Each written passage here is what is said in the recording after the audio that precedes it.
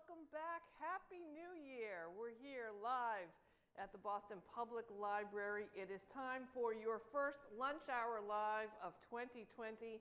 And boy, do we have some news for you. Thanks for tuning in. I'm Sue O'Connell.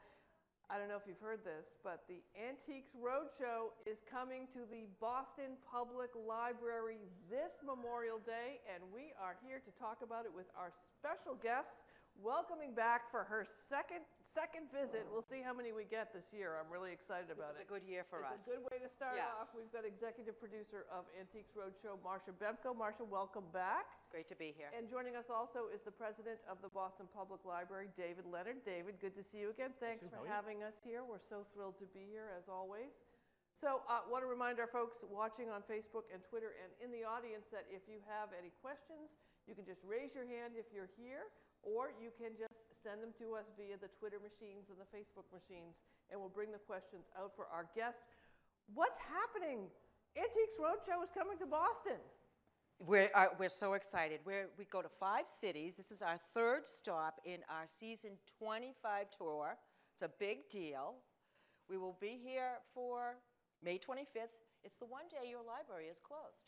Yeah, we usually only close for some of the major holidays, and so we were thrilled to have this opportunity to be your host for the day and open up this great conversation to many of the citizens and residents of Boston. David, this feels like me to such synchronicity of the Boston Public Library, one of the oldest libraries in the nation and one of the oldest cities in the nation, bringing the Antiques Roadshow here. What happens in the library that makes so much sense for this to be happening? Well, I mean, for us, it's just a great opportunity to rent out the space for a great partner. But in particular, you know, we are a place that's about convening and bringing people together, and also a place that for 172 years now celebrates history and brings those historical artifacts alive. You know, this is how we talk about our mission as one about sharing treasures.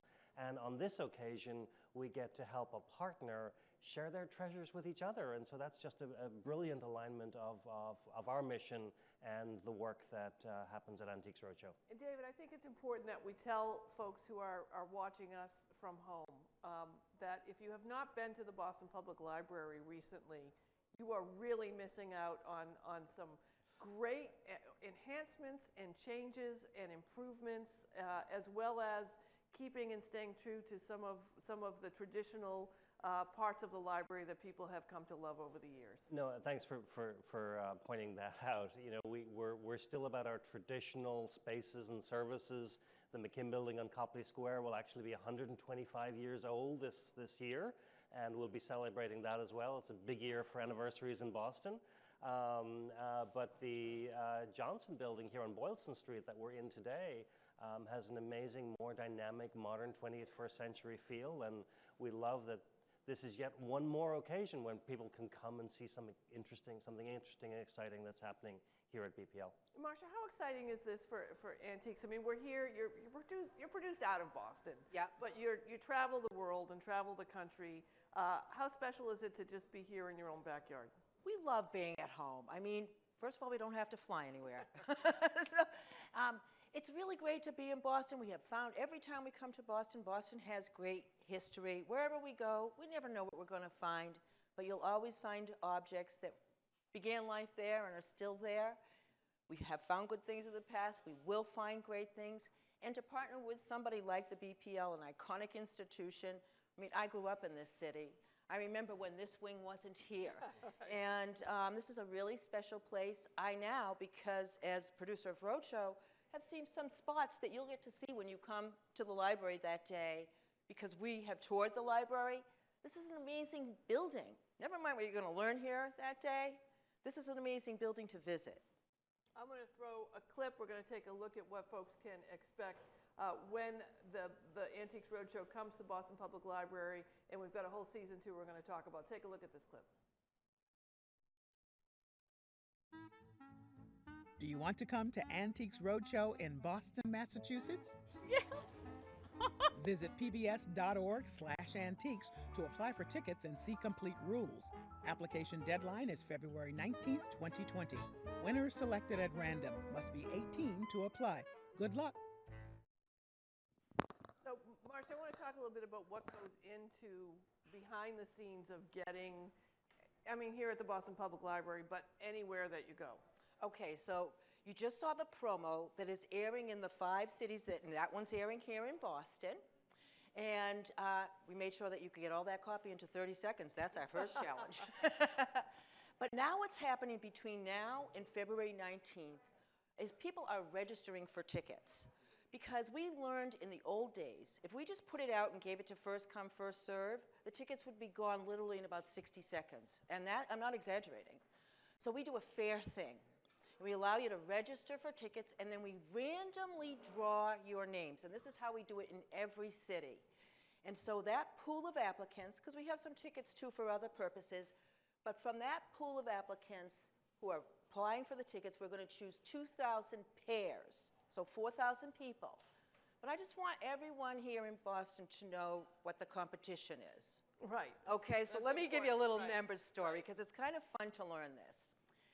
Now, every Wednesday, Roadshow has a production meeting at 10 a.m. if you want to come. We learn our ticket count for all the cities at that moment. And yesterday, the ticket count for Boston was 16,936 people who had applied for those 2,000 pairs of tickets. Now, how hot is Boston? I asked them to check the ticket this morning. Right. So it's more, because I'm sitting here. Right. This morning it was 18,047 people. So since yesterday, another Wow. 1,061 people applied. In comparison, I think the next highest city on the tour for this year might be Colonial Williamsburg, which is our first stop, which is around 11 to 12,000. Boston loves Antiques Roadshow, and we love you right back. So folks will go in, they'll apply. Yeah. What would you give advice to people at home that think they have something they want to bring in? Is there how should they judge? I mean, what are the ups and downs? What are the pros and cons?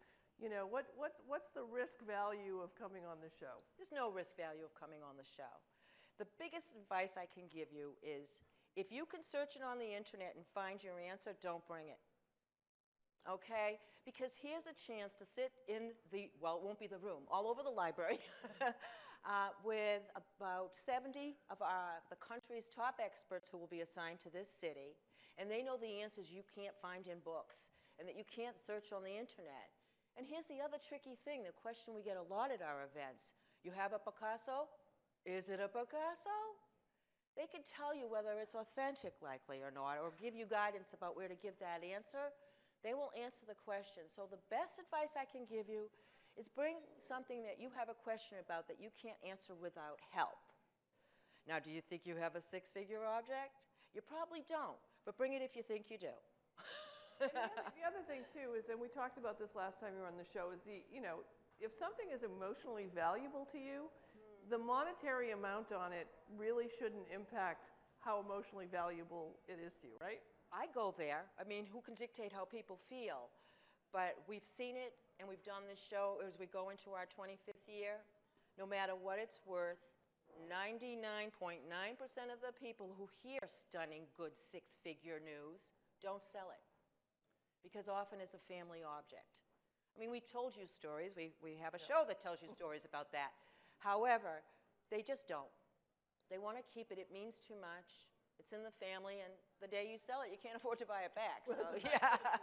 Reminding you that if you have a question for us here, if you're at the audience at the Boston Public Library, at the Newsfeed Cafe, just raise your hand. We'll come over and get it. Or you can send your question to us while you're watching on Facebook and on Twitter. I want to talk a little bit about the area, about New England. Obviously, folks from all over the world will be trying to get tickets to come here on Memorial Day, as they do at the other stops that you make. But is there a rich opportunity here in New England because of our just historical nature and because of the length of time that we've been here and collecting things? Is there more of a pot of gold, if you will, for folks bringing stuff to the Antiques Library, to the East library? Coast, especially the Upper East Coast, like Philadelphia up, Baltimore up, is known for having extraordinarily rare, good, old things. We are, though, the country, if you do Antiques Roadshow, this country's small. And good stuff has feet, but really good things stay in families often. And so we will see extraordinary things here. This is our third visit to this area. And all the other 3 visits yielded us really special items. Like what? Well, you know, the last time we were here, it was, let's see, that was 2012, so 8 years ago it will be.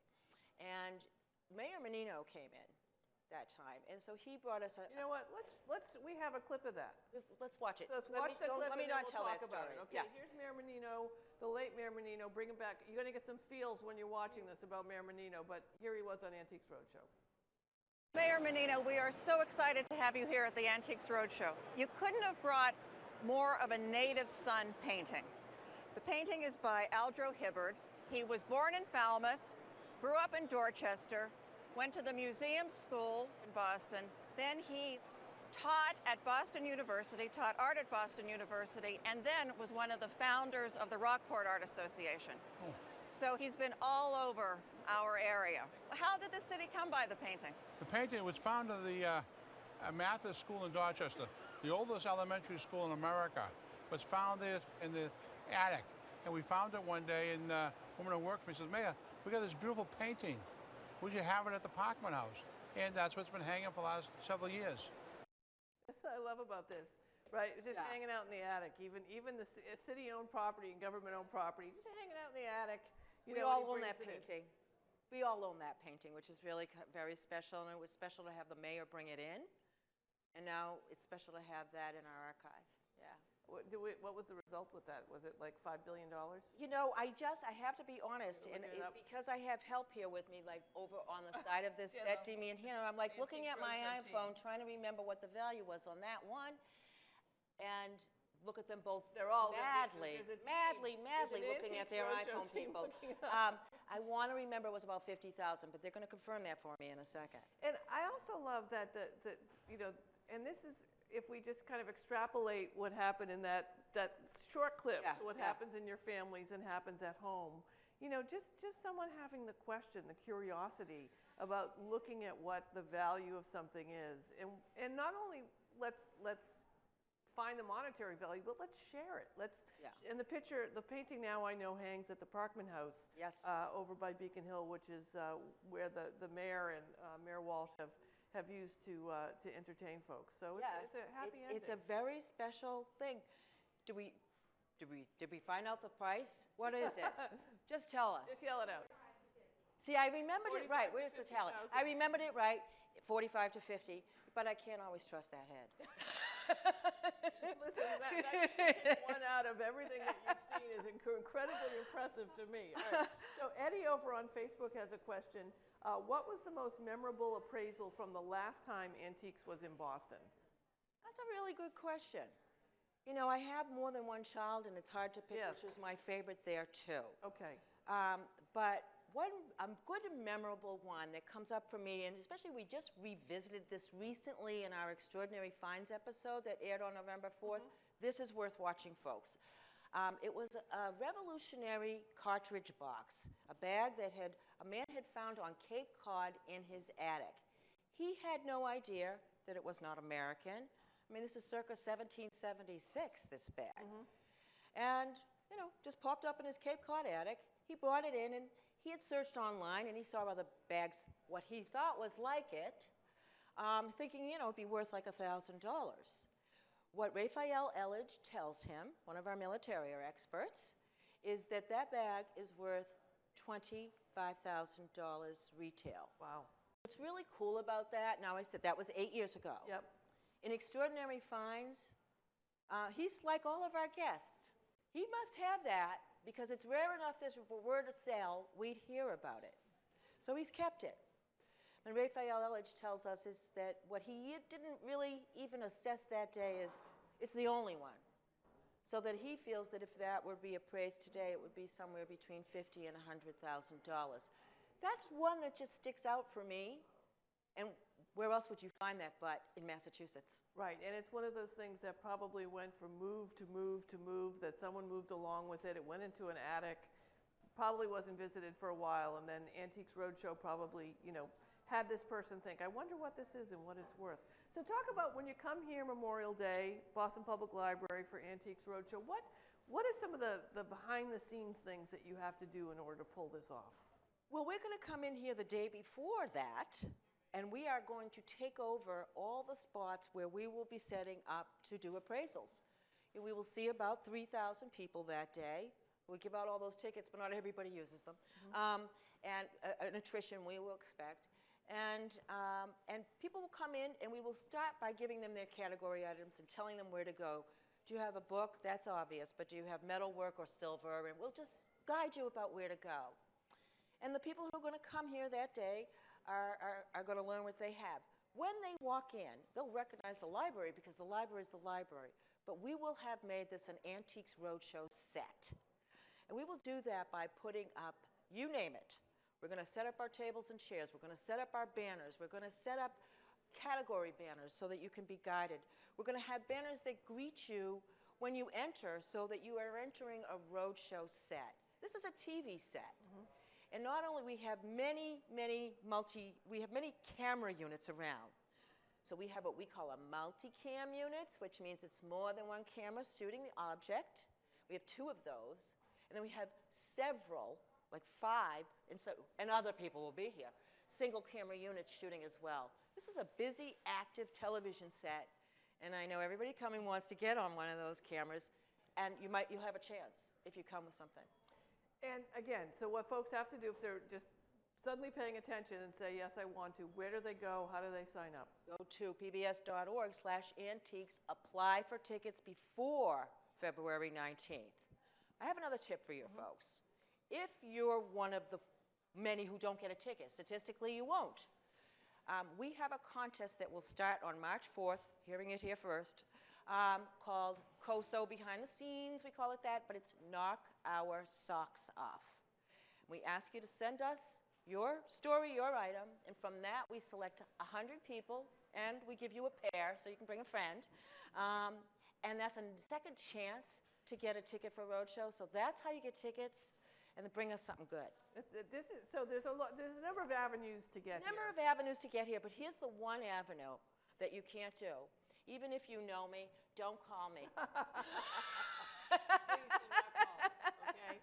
If the holidays are over, you're not getting your tickets. That's it. There's no way it's happening. I mean, it's an interesting point. I mean, when you go out, if you're out at a restaurant and you run into someone and they don't know you and you start chatting, do you tell them what you do for a living? It depends.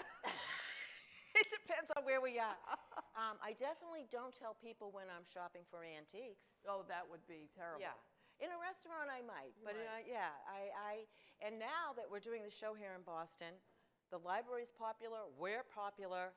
I'm not telling anyone in Boston because the woman who called me yesterday, I haven't talked to her in 30 years. And you know who you are. Okay? You know who you are. You know who you are. I love her. It's okay she asked. So is the MO the same as you travel across the country? I mean, is the setup, do you guys have it down to the science where you get in the day before? I imagine the ticket responses are also, very vigorous depending on the size of the city, but still very competitive, right? Very competitive. Even the smaller markets have many more thousands of people. We will be in Estes Park, which is probably our smallest market, and I think there are about 9,000 applicants there already for the 2,000 pairs we'll give out. So, yeah, we have a huge demand. We do the same thing in every city. It used to be more templatable when we did the shows in convention centers.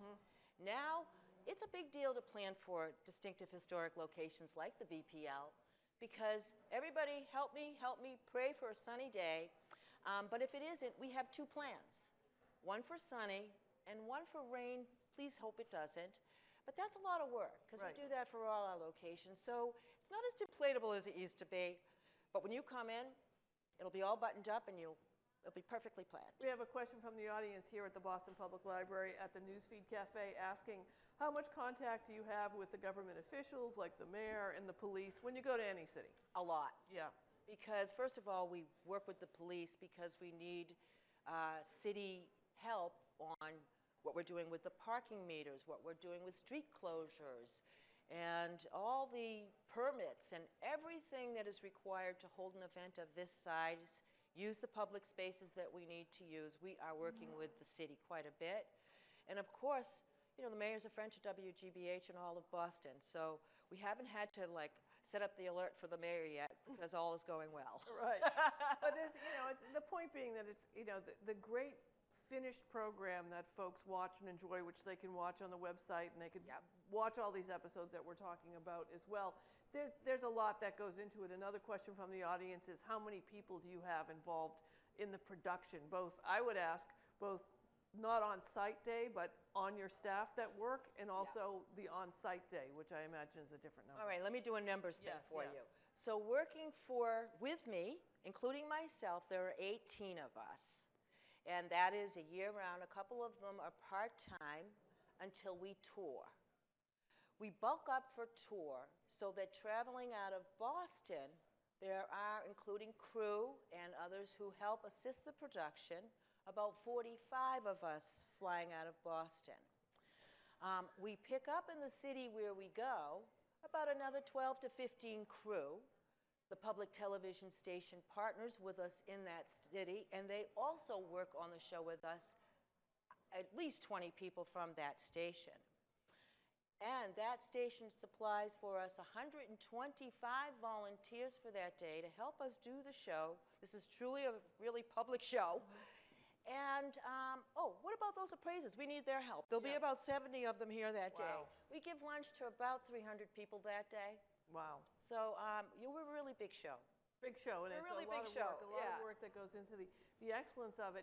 How do you define an antique, right? You know, I mean, I always love, my background is in radio, and when classic rock started, I remember that as soon as you started to hear a song that you heard when you were a teenager, you felt old because it was classic, when it used to be just current. So when you talk about antiques, especially for Antiques Roadshow, how are you defining that?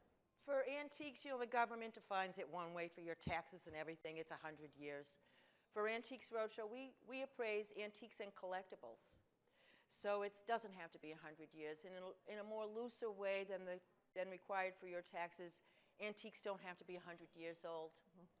And you've seen things on our show that are kind of new, like Christmas tree toppers for $5 that were circa 1970. It's kind of interesting. You'll see comic books that are worth a lot of money from that same era on our show because we appraise collectibles too. What's your advice to someone who is maybe starting out collecting something, and does it for the love, isn't doing it because they think it's an investment? I always joke that, you know, I'm looking forward to expanding my investment portfolio since the Beanie Baby crash. You know, I'm going to scratchies now because I'm not sure after that. But I mean, you're doing it because you love it and you have a passion for it. But at the same time, there's always an opportunity that in the future what you're doing may have value. Do you have any advice to people about how to approach it or how to keep their stuff good? It's a tough thing because here's the thing. If you're a collector, and I've met so many collectors, there are a lot of you out there collecting, you have, you know, geeky passion focus, of which I totally respect and love. But if you collect bubblegum wrappers, furniture, or teacups, you know it, but you're never done learning. That's what those people are, and they generally come to it young before money means something. They're driven by a passion, and so I say let your good sense guide you. And once you begin to learn to become familiar, you're not going to overpay and this and that. But if you're buying to invest, that's a job. Here I am, executive producer of Antiques Roadshow. We're hitting season 25. I have been working with the show for 21 of those years. I know a lot, but I could not do appraising. I could not do that kind of investing because it's not my full-time job. It's a full-time job because it's hard. When you see those roadshow experts, what they do is really, really hard. And as much as I know about it, I couldn't do it. Right, and what's hard about it besides, of course it's hard. It's all, yeah, but it's the- constant learning. Right, the base of knowledge that they have to begin with, and then the changing dynamic. As you said, you may appraise something and think, well, there might be a bunch of those, but it turns out there's only one. But you need to know what the marketplace is and what the likelihood of there being other things like it, right? And there's also this unfortunate, very sad thing, and it is the reality of life, is that there are a lot of people who do things just to steal from you, and there's a lot of forgery and inauthentic Yeah, material. you had some advice last time you were on about not to get an appraisal unless the person actually is looking at the item that you're bringing to appraise. Absolutely. Right? You cannot, we will, as a matter of fact, one of the things we're also soliciting now in Boston is to send us pictures of your furniture so we can move 10 pieces of furniture at Roadshow's expense to have here that day. And we will, if we don't do it in this city, one of the other cities, somewhere we will make a mistake. And an expert's, by the way, doing this. The staff doesn't pick these photos. We have appraisers come in to help us do this. We will move a reproduction.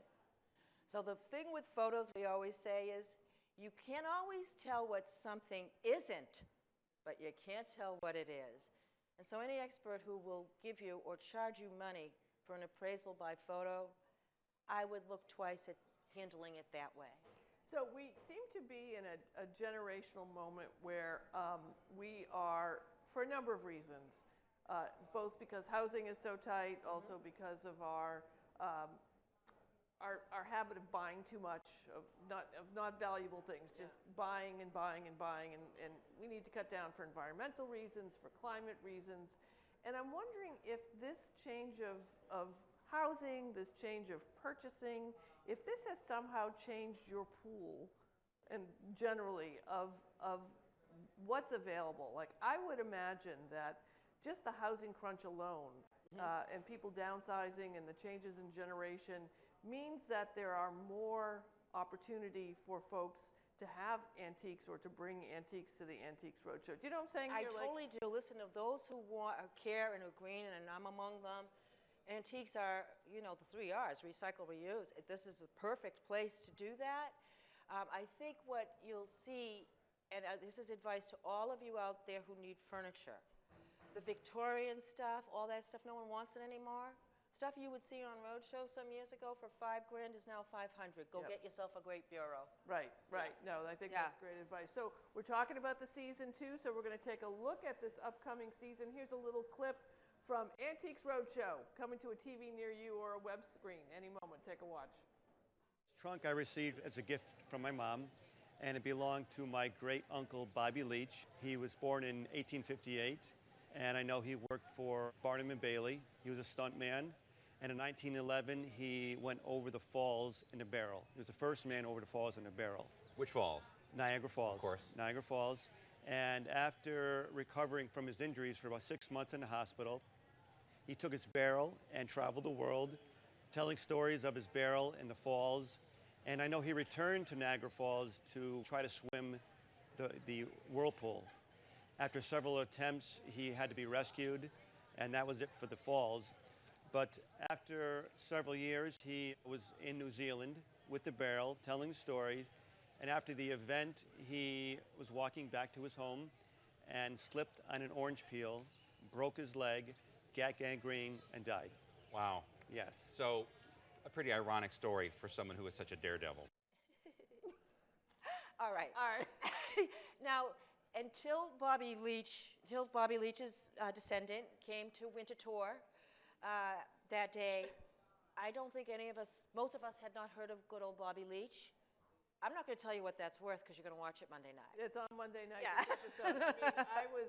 When I watched the clip prior to our conversation today, I was riveted. And then the kicker of the poor guy, after all that, doesn't die, in glory going down a barrel at Niagara Falls. He slips on an orange peel and dies of, a sepsis infection. But I mean, the thing that is, I think, and I think it's groundbreaking, that Antiques Roadshow has done is the storytelling of the items and of the things. It's like, and I want to make a leap that in some of the better reality shows that we have today, it's not about the cooking or it's not about the modeling. It's about the stories that everyone is bringing, and that's something that Antiques Roadshow, and this is a prime example of the great storytelling that even if you don't care about antiques, you care about the stories that the people are bringing. It's so true. They are authentic stories. There are no acting professionals on Antiques Roadshow. It's you and me coming to that environment that we set up for you. It's just people like you and me bringing in the garbage from their homes, the JUNQUE from their homes. It might be worth some money, and learning about it. And it's very authentic, and I think we all relate to it. It's why we still have almost 8 million viewers a week in this crazy television environment. People still want to watch us. And it just tells the story of America and our ancestors, regardless of how we have come to be here on this continent. That we talked last time too, that as we are able to move forward, we're able to have a more diverse group of folks who are able to bring their stories, and that just adds to the rich tapestry of the show as well. So much so, and I know we're really proud of that, because the best thing is we don't know what we're gonna add to that rich tapestry until we get here that day. And that's exciting for us as a production. And the sure thing is it'll be something good. I just don't know what it is. So one of the things that's been happening in Boston, just quickly, is that there's been a lot of excavations, right? And I know that the Massachusetts Historical Society has been right there a lot of times when, the construction workers are digging and they find something. Do you get like a little tingle of excitement when you hear that, a construction site has been shut down in Dorchester for a day while the archaeologists get in there? I mean, does that just make you think there's just layers of great stuff that we're on top of right now?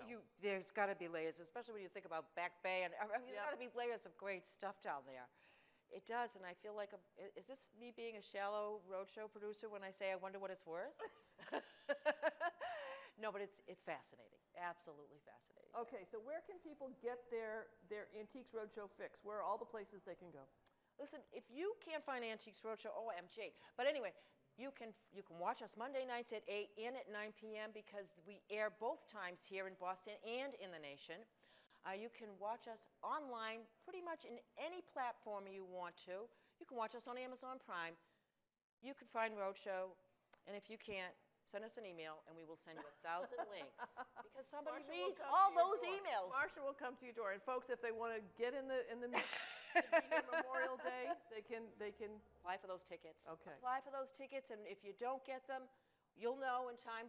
You'll know whether or not you're getting tickets by March 4th. Apply for COSO. All right, thank you, Marsha Bemko, so much for coming in. Great to see you again. Thanks to David Leonard from the Boston Public Library for coming by. I can't wait to see the show, and I can't wait to see you again. Thanks for coming in. Thank you. Thank you for watching another edition of Lunch Hour Live. I'm Sue O'Connell. Next Thursday, we'll be here with Michael Kirk from Frontline. He has it's just an amazing story of how we got from Barack Obama to Donald Trump. Are we in America divided? We're going to talk about that. As always, stay with us at WGBH.org. I'll see you next Thursday. Thanks for watching.